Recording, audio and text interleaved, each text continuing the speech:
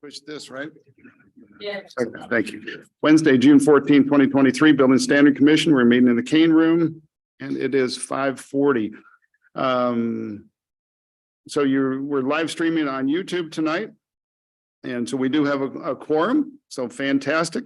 We're gonna go ahead and open up for public comment. Do we have any public comment? No, sir, we do not. Okay, we'll go ahead and move on. In consideration of and action of the minutes of December 8th, 2021 meeting. That was in the Novus agenda, so you should have that. Yeah. It's not on this page, it will be on, you would have had to either look at it, so. But we met December 8th of 2021. And that was our last orientation time. And we had call to pretty much the same thing. So I reviewed it. I did not see anything of inaccuracy. So I will call for a motion to approve those minutes. And so move. So Malvern Lusky, we will have to some motion. Do I hear a second? Read me your name again. I'm sorry. Okay. Y'all got that? Yes, sir. Fantastic. Okay. So we are going to go to orientation. So review and discussion of purpose, roles, responsibilities, and functions of BSC. And we have Joshua and Nicole presenting.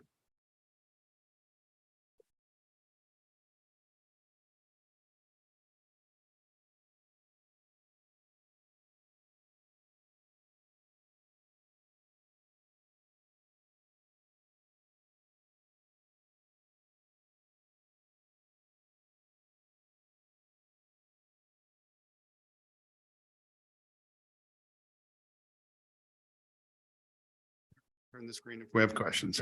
Okay.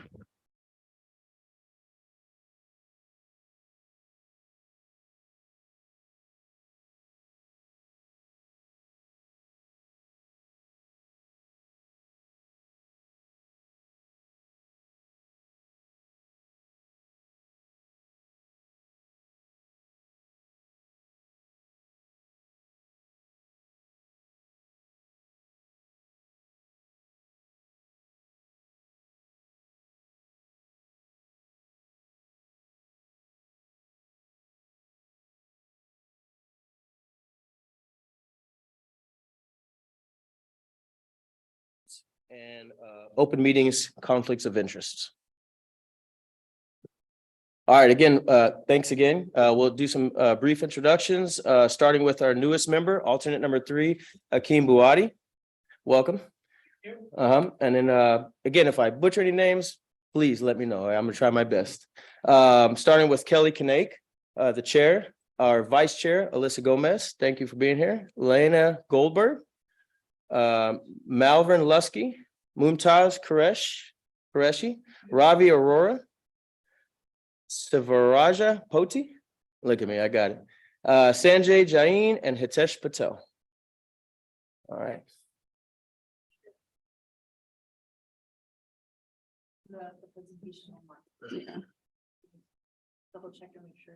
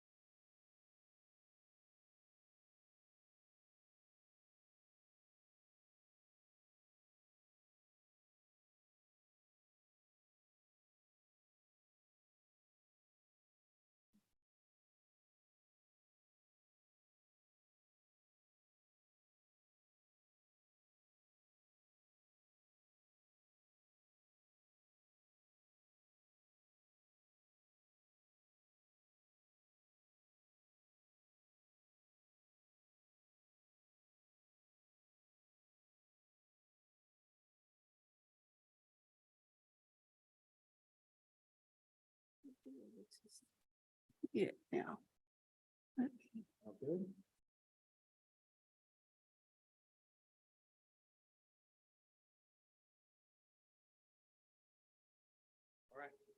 No more interruptions. All right. We'll go over the commission overview, starting with the commission authority and where it comes from. The first part comes from state law, chapter 54 of the local government code. The second part of your authority comes from the City of Sugar Land Code of Ordinances, chapter 2, article 3, section 253. What did you do?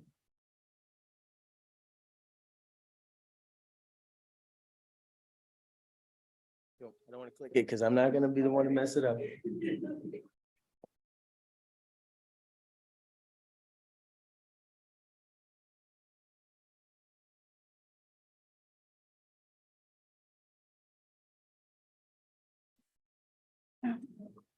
Uh-oh, wait.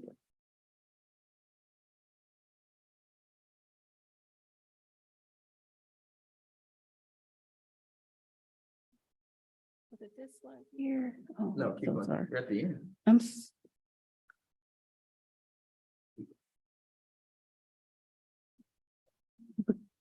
All right.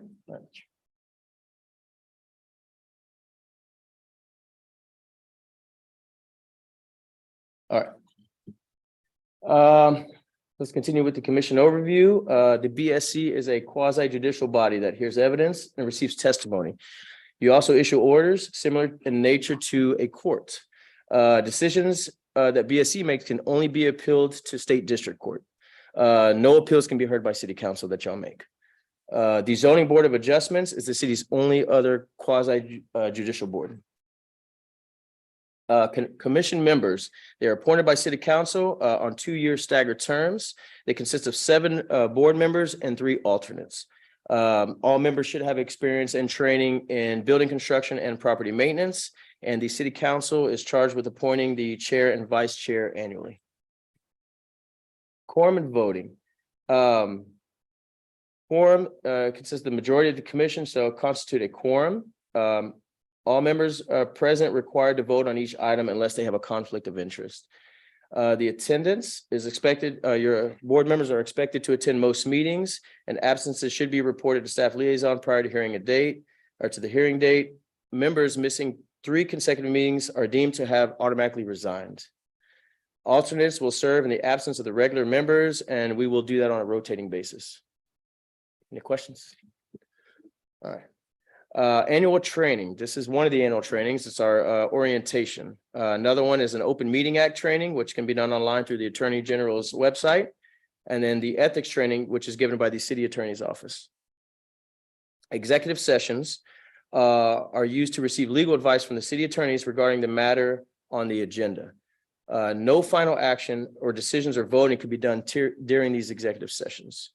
Communication is privileged during these sessions and should not be discussed outside the executive session with public, commission, or media. The city secretary would document by certified agenda. Conflicts. Regarding conflicts of interest, members must abstain from discussing and voting on a matter before the commission. In a couple cases, when the member or alternate has a conflict of interest under state law or city ordinance, or if he or she believes that they cannot render a fair or impartial decision in the matter due to personal circumstances. Members or alternates with a conflict of interest must inform the city sex office of the conflict prior to the start of the meeting and file a conflict of interest affidavit. Duties of the commission. Few of the duties of the commission are to hear and decide the appeals and determinations made by the city staff in the application or enforcement of building codes. Another one is to adjudicate unsafe structure cases arising under dangerous buildings regulations. Also, you hear appeals regarding the denial, revocation of a residential rental license. And finally, to authorize variances from the terms of any building code adopted by the city. Owner may appeal the decision or determination by the building official for any of the following. This is in regards to building code appeals. And just some examples. We're not going to go through all of them unless you have any questions, but building official that rejects or refuses to approve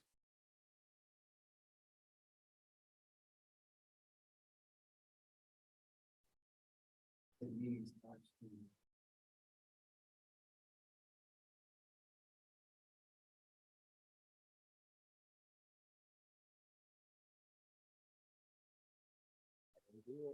didn't touch it. Yeah, I promise. I hit the down arrow. That's it. All right. All right, we'll get it going. Let's see, building official that rejects or refuse any to approve any manner of construction or materials to be used in installation or alteration of a building, structure, or service system. Also, to appeal any provisions of the code that do not apply to the case. And also to help decide the true intent and meaning of the code, and to make sure it has been misconstrued or incorrectly interpreted by the code official. Also, and when it comes to variances, they will have consideration of variance justified when enforcement of the building code creates an injustice or is contrary to spirit or purpose of codes, technical requirements, or best interest of the public.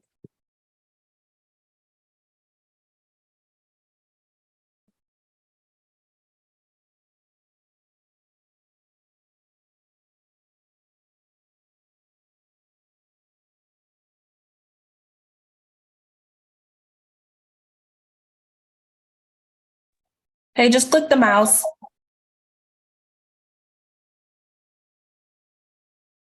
You want me clicking buttons? Do I go to this back one right here?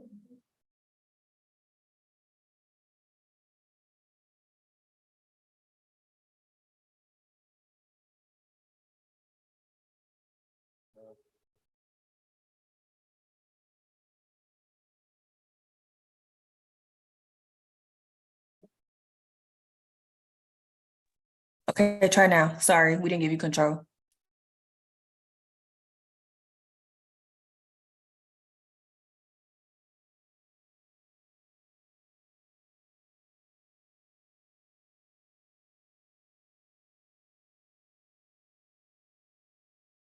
Go quicker now before I lose control again. No, it's fine. Let's see.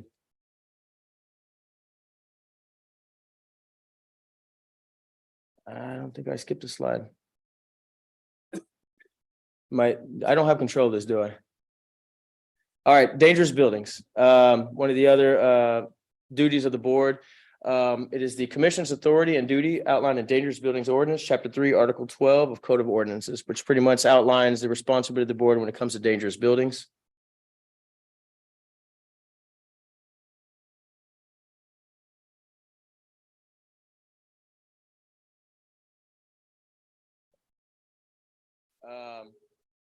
Also, duty of the board when it comes to dangerous building is to help when it comes to termination of dilapidation or decay or unsafe or unsanitary conditions when they occur.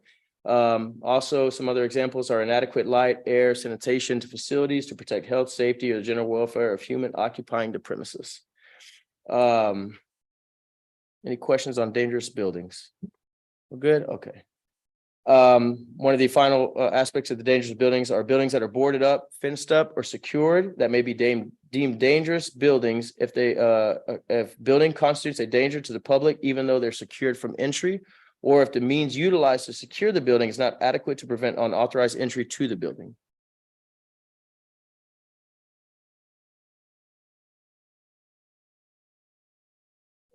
I'm gonna hand it over to Nicole now. Don't push that button. I won't push that button. Wait, which button were you pushing? It went from the down to the right. Okay. Okay. Good evening, everyone. Back at it again. So just a reminder of what the process looks like, starting from our end when we become aware of a property to when we present it to the commission and when you render a decision. So we first get notified of a property, we begin an investigation. There are times where we work towards voluntary compliance. There are other times where it's such a bad situation where we will bring it straight to the commission for review and to issue an order on it. Really depends. Each situation is going to be completely unique. So once we decide this needs to go to the commission to present, we do go through a very formal process to provide notice. This is a public hearing, so we have to provide notice to the community through the newspaper. We also have to provide notice to the property owner, the mortgagee, anyone who may be a lien holder. You may recall several years ago, we had a property that was abandoned where the property owner was deceased, so we had to go through a lot of trouble to notify all of their heirs. So we make a lot of effort to make sure everyone is aware so that they can come and speak if they need to. Then we have the hearing, where during which we present information to the commission. You interview also the property owner. During your public comment period, you may even hear from a neighbor or an HOA representative. Really just your opportunity to ask a lot of questions, clarify any issues before you render your decision. And then we have the order itself, where as a commission, you come to a decision on what needs to happen and what the time frame for that is. Okay, so during that board discussion, during that hearing process, there is a lot of conversation back and forth. And so what, as a group, we ask that you make sure you do is keep questions and conversation to the topic at hand. It's not uncommon for a property owner to try and maybe confuse the situation and pull at your heartstrings a little bit. But you just need to make sure you bring the conversation back to the facts of facts of the case itself. A good example is if a property owner says, well, I have this other property that I'm working on, and that's taking up a lot of my time and my money. We can't ask questions about what that other property is, because what's going on at that other property is not relevant to what we're asking this commission to decide on regarding the property being presented. So just make sure that you stick to the facts of the particular case. So once you've had a chance to ask all of your questions, you do issue an order. So our chair has a list of criteria that Josh went through a little earlier. And so we ask that as a board, you decide, does it meet this criteria? Does it meet this criteria? And then as part of that conversation, also decide what needs to happen, whether it's repair, demolish, vacate, and then also a time frame, a reasonable time frame for all of that to occur, because we will hold the property owner to that time frame. Now, during the meeting, you are voting via Novus Agenda. That's also the way in which you can get information regarding the case prior to the actual hearing. So it's really important for y'all to be checking in on those, is whenever we reach out to try and achieve a quorum, and absolutely necessary for you to double check that you have your password and your login sorted out before you come in, because our city secretary, they may or may not be available to help you reset that, in the moment. If you don't remember the password, phone passwords, what do you do? We need to have you reach out to city secretary so that they can reset that password for you. Am I correct in that?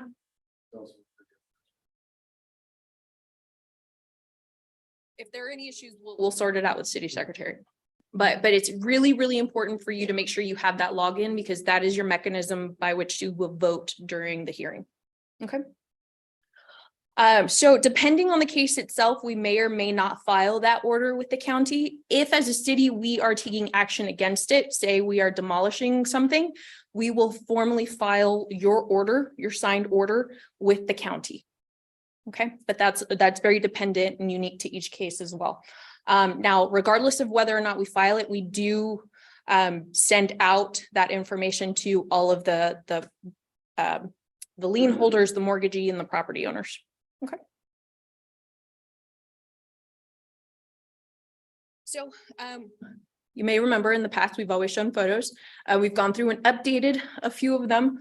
So we talk about unsafe structures. So we've seen dilapidated structures before. You'd be surprised what we can find in Sugar Land. We've also seen a good amount of fire damage. The property on the far left was actually the first one that we took to our Building Standards Commission. So those tend to turn into, kind of zombie houses where they'll just linger for insurance reasons. And then we have issues with unsanitary conditions and illegal construction. So this property on the right, we actually presented to the board 4 years ago, 3 years ago, you may remember. The gentleman was having his tenants still reside in the property, even though it was in this condition. So That's an example of construction that started illegally. And we had to go back and sort it out.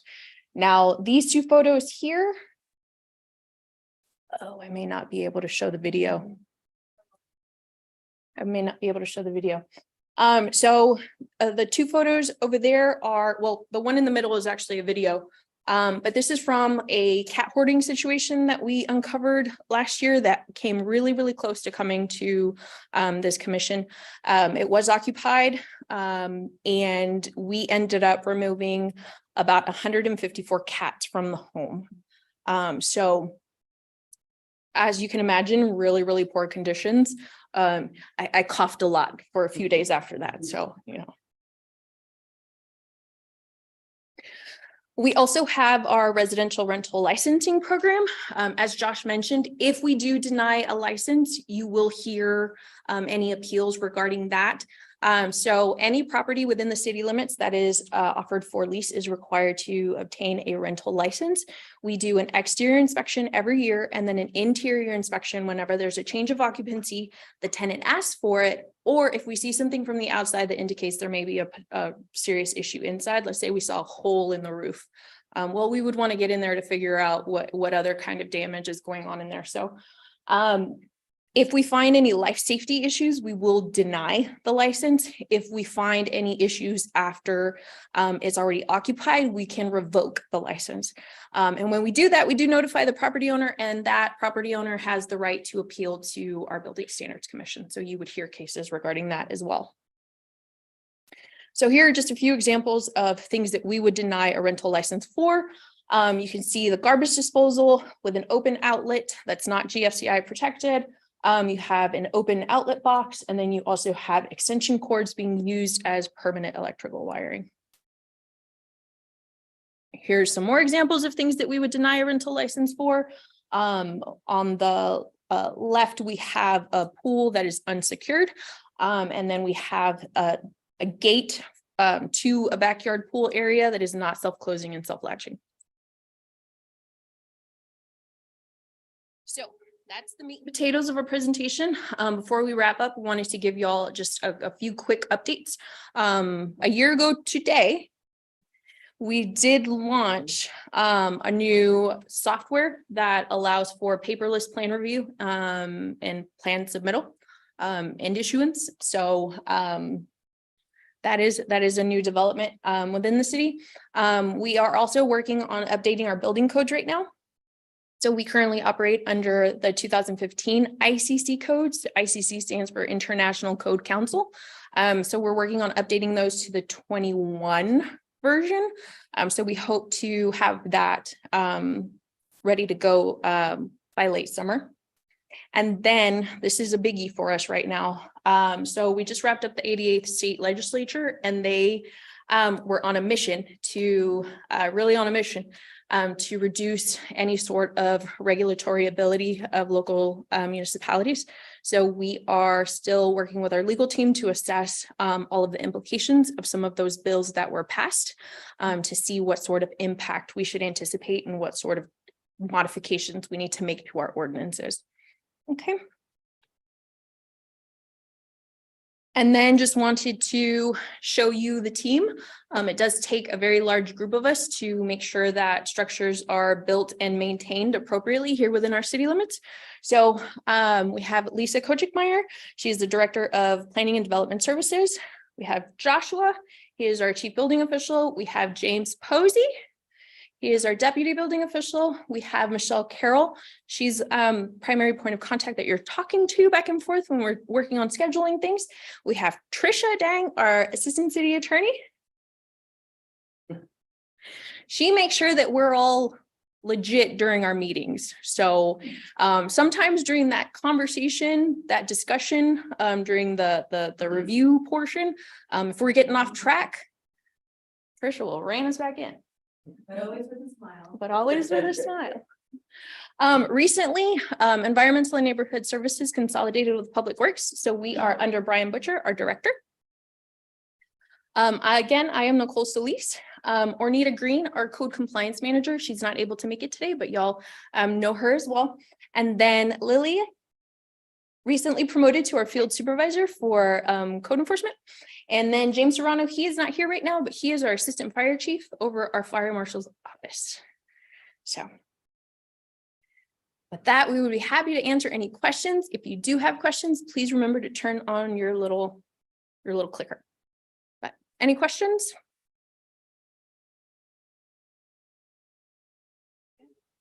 Nicole. Thank you, Joshua.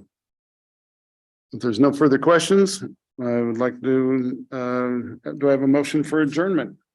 I move that we adjourn this meeting. Melissa's Second. motion, Melbourne is second. Oh, all in favor? Aye. Motion adjourned. Thank you.